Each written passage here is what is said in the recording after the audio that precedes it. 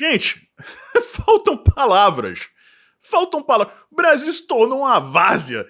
É uma coisa tão, digamos assim, peculiar, né? Pra gente não correr o risco de tomar multa e de ser preso, que, assim, é inacreditável. Inacreditável. Eu vou trazer uma notícia aqui pra vocês, publicada, vejam só, por um dos maiores sites do Brasil. E a naturalidade com que a jornalista fala isso é uma coisa que assusta. Mas a imprensa gosta de fazer isso, normalizar esses absurdos que vem acontecendo por aqui, né? Porque aí a sociedade meio que perde aquela vontade de se revoltar, né? Ah, estão falando de uma maneira tão natural que deve ser normal. Isso aí não tem nada errado, não. Mas se fosse em outro país, né, alguma democracia plena, livre do Ocidente, só aconteceria uma vez. Mas é o vazio, né?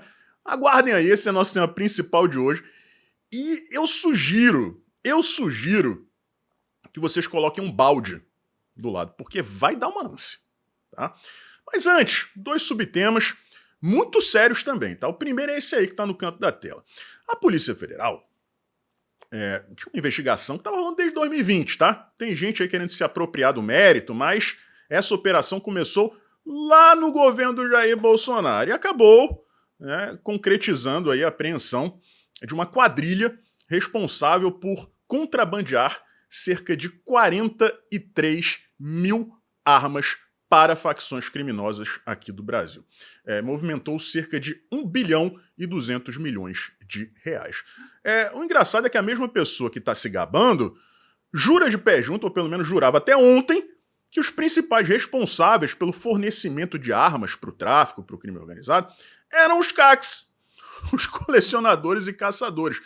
Quantas vezes a gente veio aqui e falou pra vocês, gente, isso é a maior mentira do mundo, isso é balela, isso é uma lorota ridícula, lamentável. Né? Mas não, ele insistia nessa aí, tá aí a prova. E quantas vezes eu falei aqui pra vocês também, as armas entram ou pela floresta amazônica, ou, e principalmente nesse caso, na tríplice fronteira. Brasil, Argentina e Paraguai. Bingo! Bingo! Era lá que eles operavam. Mas o Flávio Dino diz que são os CACs. Tá aí a prova, pessoal. Tá aí a prova. 43 mil armas. 1,2 bilhão de reais. Eu só não consigo entender qual é a do cara. Se ele vai dizer, sou eu aqui como chefe, né, da Polícia Federal que tem o mérito, né, a operação foi minha, tá vendo aí como eu combato o crime organizado e tal, e vai ter que assumir que tava mentindo antes.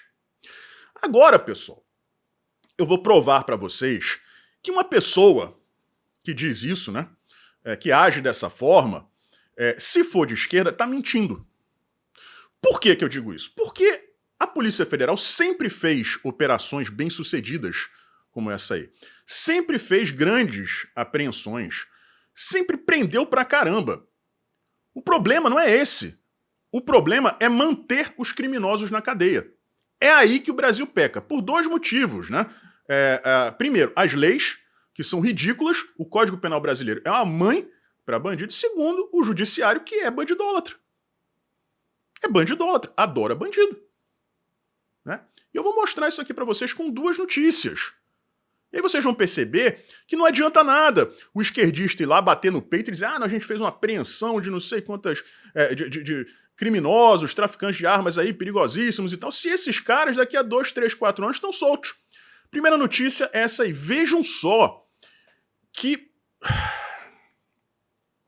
eu não consigo falar o que eu penso dessas pessoas, porque para mim nem pessoas são.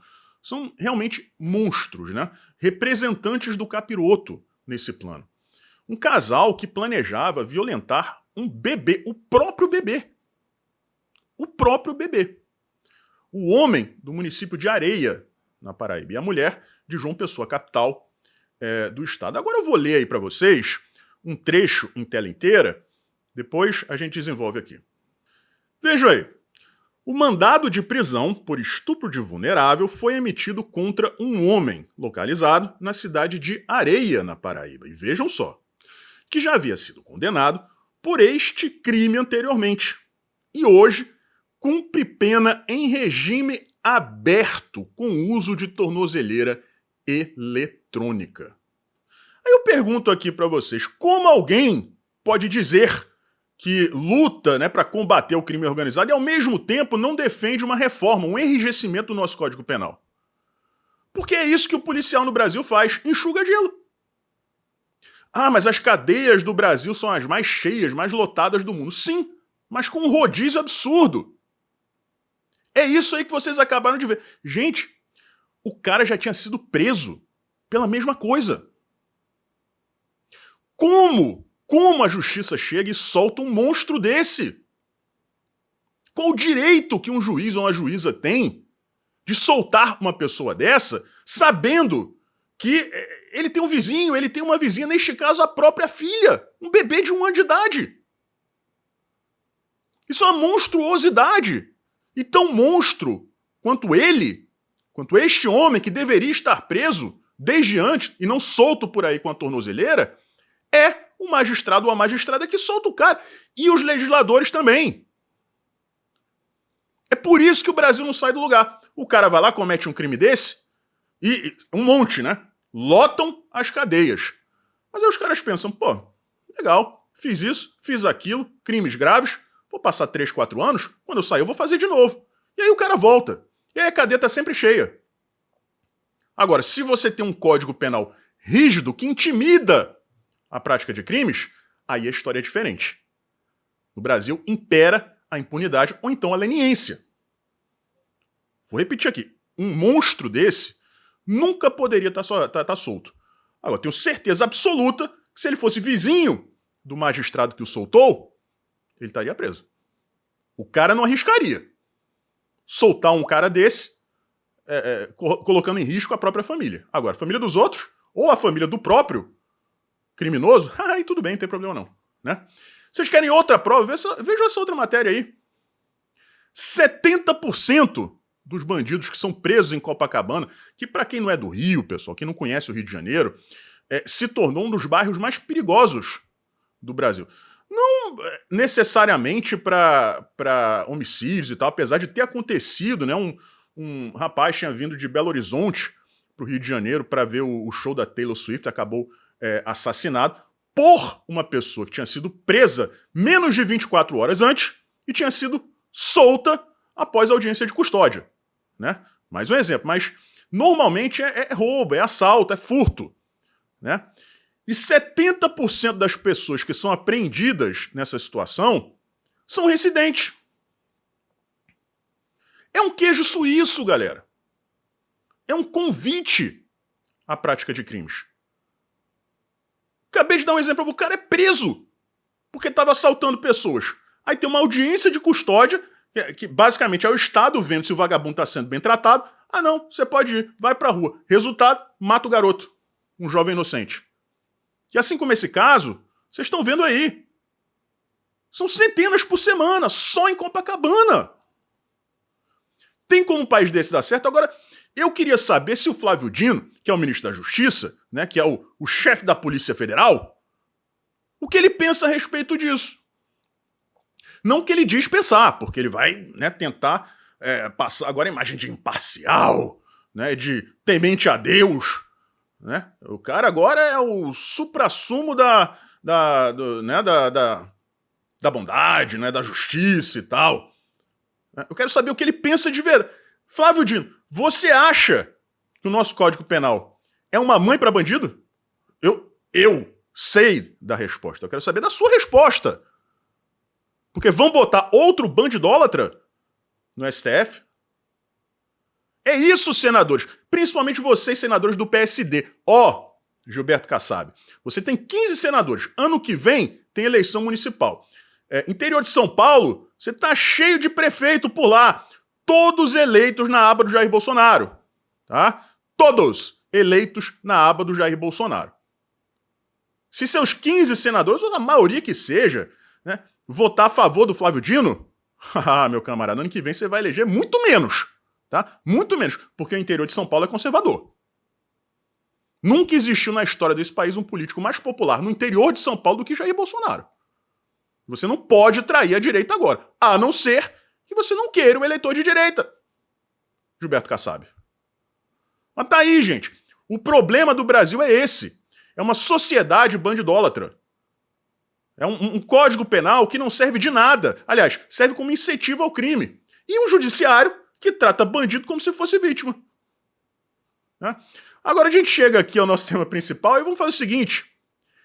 Eu vou ler a chamada primeiro e depois a gente desenvolve. Vejam só a naturalidade, tá? Da Malu Gaspar. Dino no STF. Ministros da corte entram em campanha para garantir votos no Senado. Olha, vocês estão com um balde aí do lado? Porque toda vez que eu leio isso me dá ânsia de vômito, não sei vocês. É porque assim, é uma disfarçatez. A mulher trata isso com uma naturalidade, como se fosse a coisa mais normal do mundo.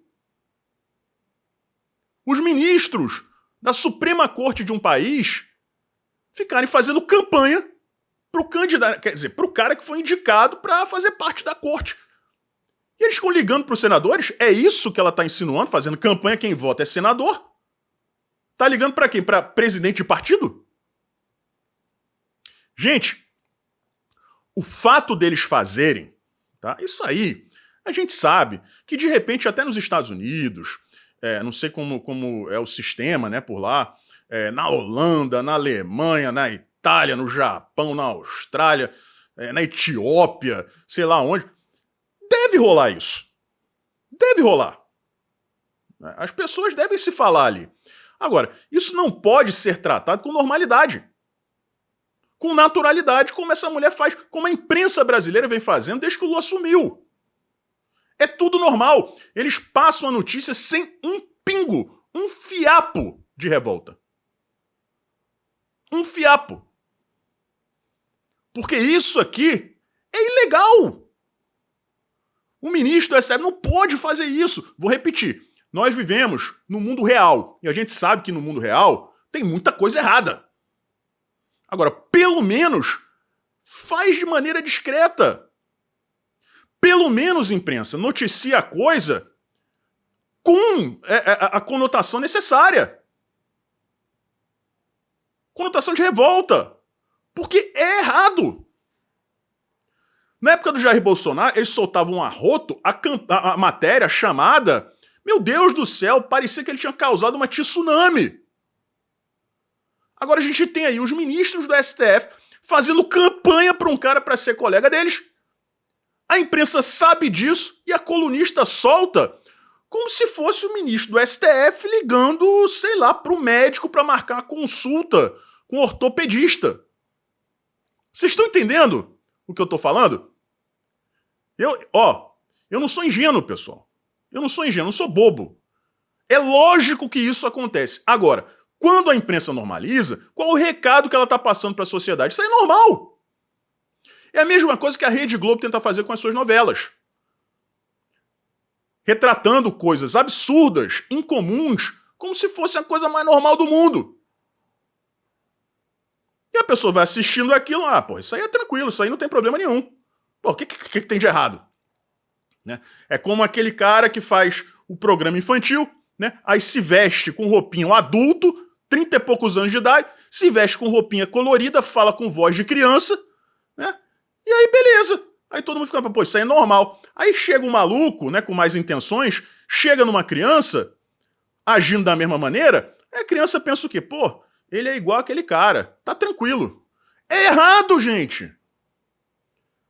A imprensa tem a obrigação de mostrar para a sociedade que o que é errado. Nesse caso tem que opinar, porque não existe interpretação. É ilegal, todo mundo sabe disso. Mas não, tratam com naturalidade como se fosse a coisa mais normal do mundo. Aí a pessoa tá lá, principalmente os jovens, que são mais influenciáveis, veem aquilo e pensa, pô, maneiro, né? Maneiro. A jornalista tá falando isso aí como se o cara estivesse tomando um chá. Né? Não tem problema. E o jovem começa a fazer a mesma coisa. O exemplo vem de cima. O exemplo vem de cima. Nós temos um ex-presidiário na presidência da República. Todos os índices de criminalidade no Brasil pioraram esse ano. Porque o exemplo vem de cima, a impunidade vem de cima. Então tá aí, né? Tá aí. Não adianta a gente achar que se o Brasil fosse um país sério, não fosse essa várzea, essas ligações não aconteceriam. Agora, A imprensa não pode tratar isso como se fosse uma coisa normal. Porque essa mensagem que a imprensa passa à sociedade é extremamente perigosa. Extremamente perigosa. E aí a gente expõe isso, bolsonarista de extrema direita ataca a imprensa. Faça-me o favor, inversão de valores, mas esse é o Brasil em que a gente vive hoje. Um forte abraço, a gente se vê por aí.